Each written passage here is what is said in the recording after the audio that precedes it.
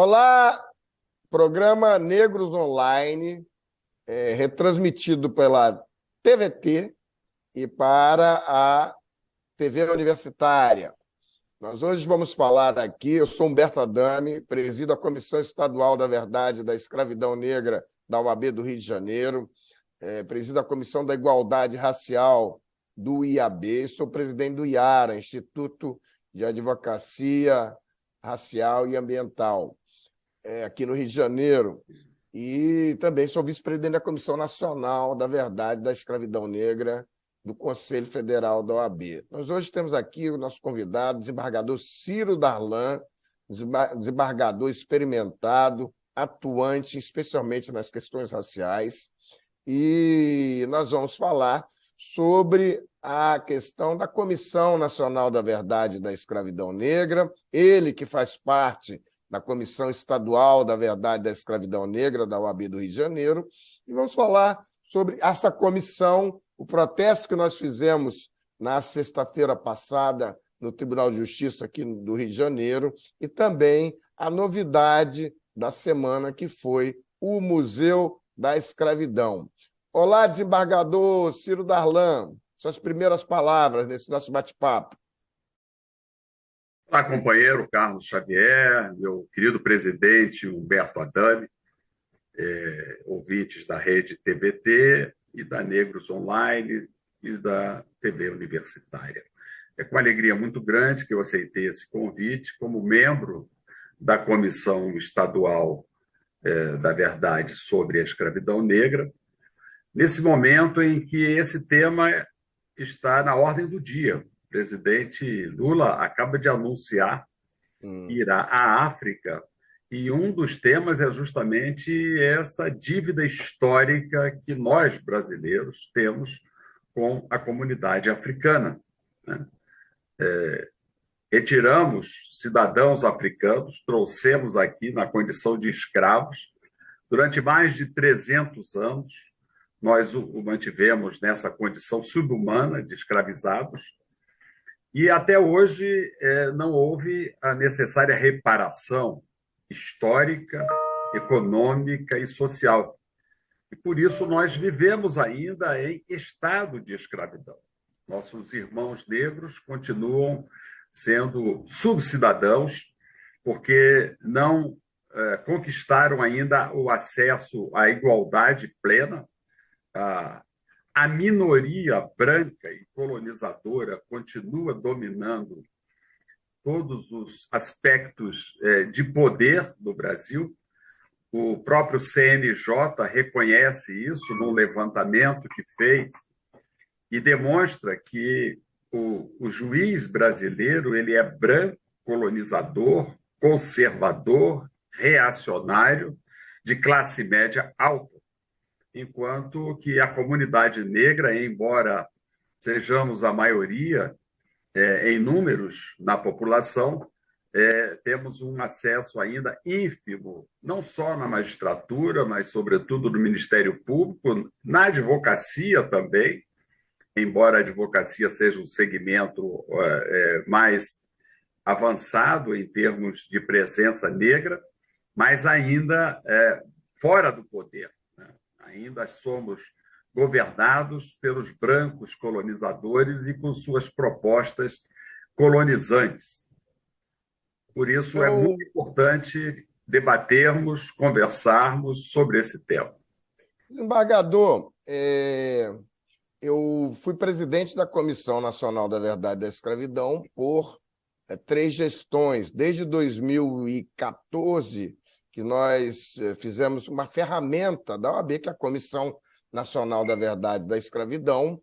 Ela se espalhou por 18 seccionais da OAB, e aí depois assumi aqui a Comissão Estadual, também já estou na 3ª gestão, e sempre uma dificuldade muito grande, uma desconfiança, uma falta de recursos para tocar os trabalhos, uma aliança muito forte com profissionais de todas as áreas do direito, juízes, embargadores, advogados, professores de história também, professores militantes da causa racial, num grande concerto de forças para que a história dos afrodescendentes, a história dos negros, os locais, as chamadas lendas, as histórias sejam contadas dessa população que construiu o Brasil e até hoje é excluída dos benefícios. Por muitas subseções entraram nesse grande esforço da OAB, que foi iniciada com o presidente Marcos Vinícius Furtado, na gestão dele, continuou com o Lamarck, com o Felipe Santa Cruz, agora com o Beto Simonetti, no sentido de ampliar. Em todo o município do Brasil, 5.573 municípios, há uma história de um indivíduo afrodescendente, de um indivíduo preto, brasileiro ou descendente de africano, a ser contado, uma história de heroísmo, história de construção. No judiciário, isso vem acontecendo. Nós tivemos, e exatamente como o senhor citou, com a liderança do CNJ.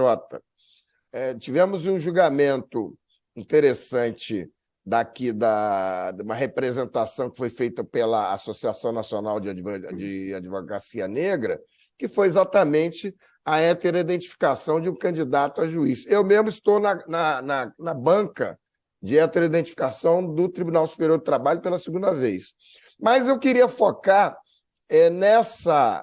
nesse ato que a Comissão Estadual da Verdade da Escravidão Negra participou, um ato simbólico, silencioso, para a convite de Vossa Excelência para participar da posse do tribunal, do presidente do tribunal e toda a administração do Tribunal de Justiça do Rio de Janeiro. E no convite, o senhor disse, olha, mas é um local, é um momento em que normalmente não há pessoas negras. O tribunal que hoje é constituído por 192 desembargadores, hoje, na atualidade, e que, na sua história, teve apenas uma única mulher negra nos 192 anos de história do tribunal. Queria que o senhor explanasse um pouco sobre isso, dessa sua visão, e depois a gente fala mais um pouquinho sobre isso. Todos os espaços de poder são ocupados pelos brancos. Não é diferente no poder judiciário. Então, eu achei conveniente que, no momento em que mudava a administração do presidente Henrique Figueira, que fez uma excelente administração, com bastante tonalidade nos empreendimentos sociais, pelo desembargador Ricardo Cardoso, eu achei importante que houvesse uma presença da Comissão da Verdade sobre a Escravidão Negra e achei por bem convidá-los para que estivessem presentes, marcando presença, porque é um espaço eminentemente branco, um espaço do poder branco. Não há na administração um único negro, como não há no Tribunal de Justiça nenhum negro em espaço de poder, como não há no judiciário, sequer nos tribunais superiores.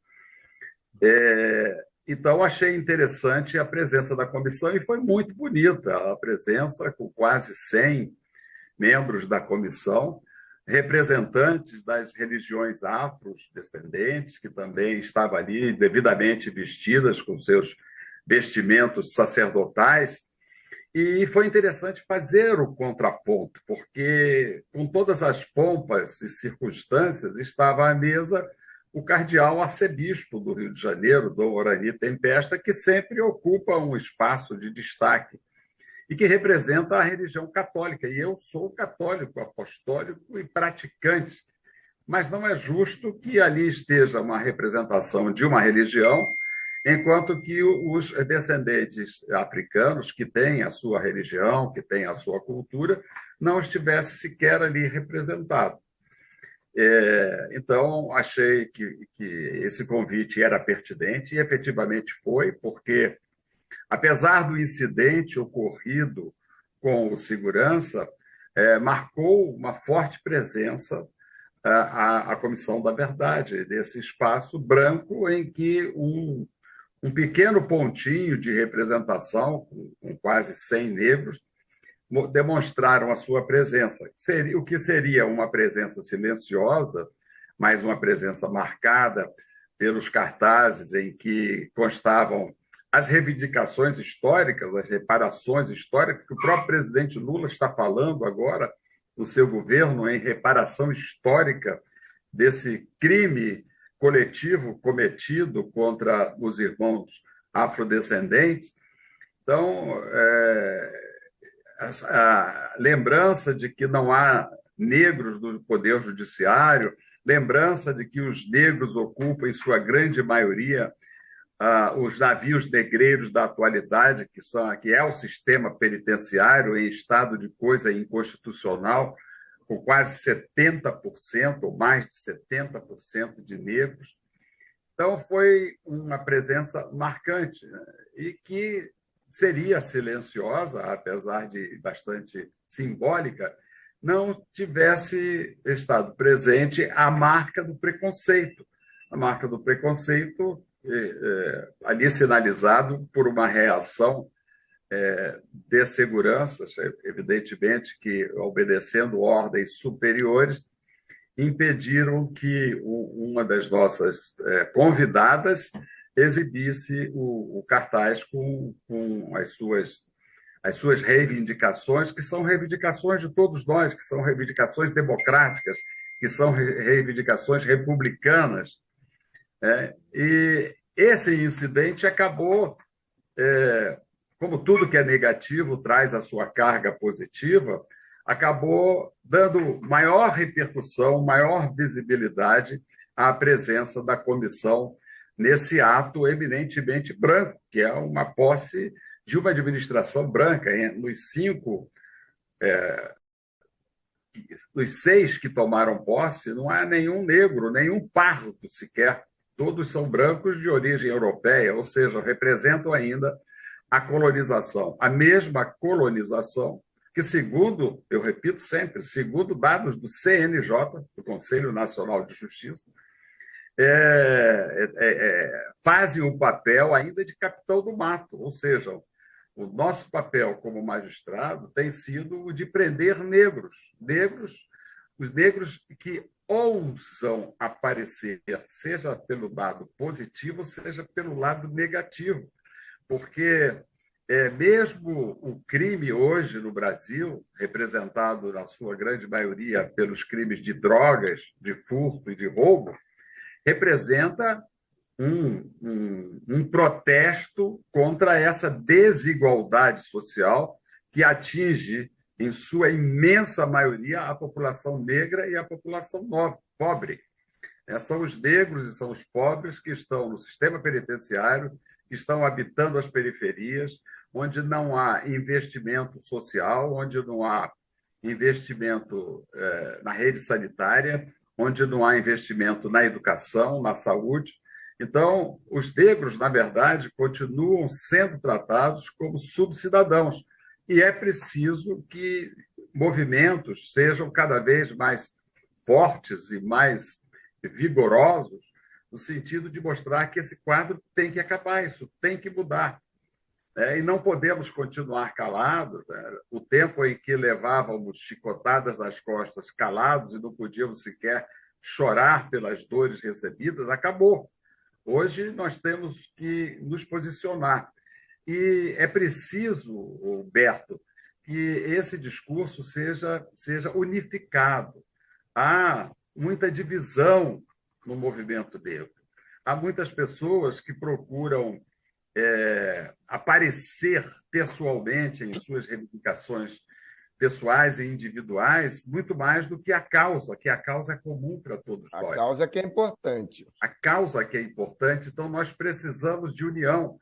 Há negros, felizmente, que obtiveram sucesso econômico, que estão na mídia, na cultura, nas artes, no esporte. Esses negros precisam dar voz aos negros que estão na periferia. Por que não há negros na magistratura? Porque os negros não acessam a escola de qualidade, não têm acesso à escola de qualidade. Então, é preciso que nós selecionemos negros com possibilidades de ingressar no Ministério Público da Magistratura e que esses negros sejam financiados por nós que temos uma ascensão social, uma ascensão econômica. Porque se formos esperar que esse financiamento venha apenas do governo ou que venha dos bancos não virá nunca, porque não tem interesse, não há interesse para isso. De forma que é preciso que estejamos unidos e que estejamos unidos como uma família para superar essas desigualdades sociais. Desembargador, esse é um aspecto muito interessante. Eu fui advogado do Banco do Brasil 34 anos. É meu escritório, 40 anos de advocacia ininterrupta. Mas eu não pretendo nem ser desembargador, concorrer a uma vaga para desembargador, não pretendo nenhum cargo de direção na OAB. Eu me sinto absolutamente contemplado com a minha advocacia, que já vem há algum tempo funcionando em torno das questões raciais. Eu consegui ajudar em várias ações, estar dentro de várias ações no Supremo Tribunal Federal na questão das cotas, seja a DPF 186, seja a DC 41, e isso foi com o Instituto de Advocacia Racial e Ambiental. Agora o IARA. Agora o IAB, Instituto dos Advogados Brasileiros, aprovou há pouco tempo atrás, na Comissão da Igualdade Racial, um parecer sobre aspectos jurídicos da reparação da escravidão negra. E vem aí, portanto, é só para dizer que nós tivemos aí, nessa semana passada também, a primeira turma da USP, né, de Direito dos cotistas da USP.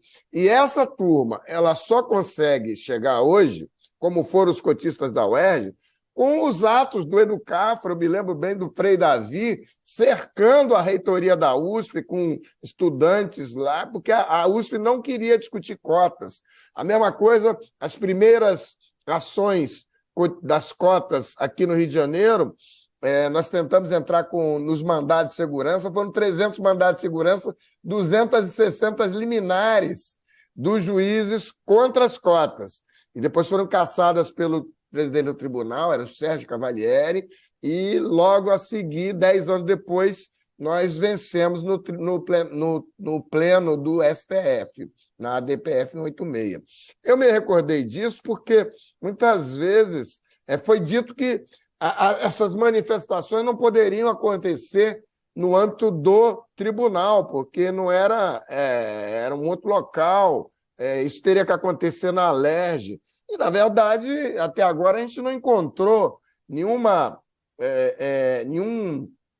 fundamento jurídico para que ocorra essa proibição. Ainda mais que era uma manifestação absolutamente silenciosa, respeitosa, feita no momento onde havia quase que uma interrupção.